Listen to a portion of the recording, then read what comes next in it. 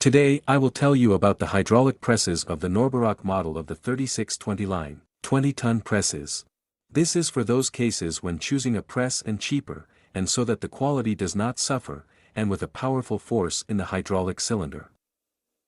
The main feature of the press is the horizontal displacement of the hydraulic cylinder to any position convenient for you.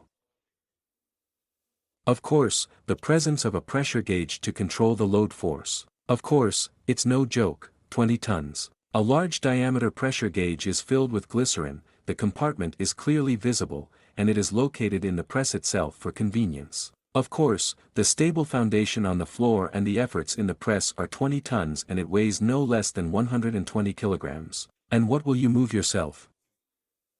In 20-ton NORDBERG presses, there is an automatic piston return and a safety valve to protect against overloads and overpressure. Distinctive features of the models.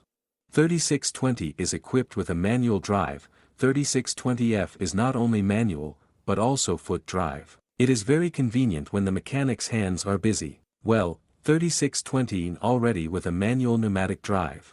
Which one to choose you already decide for yourself, based on your needs and the amount of work performed daily.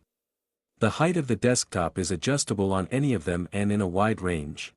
You can work with almost any size of parts. There is nothing superfluous in price at all, simple and reliable design in general. 2 desktop plates are installed on each. I note that the 20-ton press of these models does not lose its appearance even after long-term use due to powder high-temperature painting, which was applied by the manufacturer at the factory. Over time, you definitely won't have to hide it in the far corner in a car service so that it doesn't get scared by the sight of your customers. Choose only good and high-quality equipment. Get rid of unnecessary hassle and don't fall for fakes. And soon the profit from grateful customers will not keep you waiting. See you again and success in your work.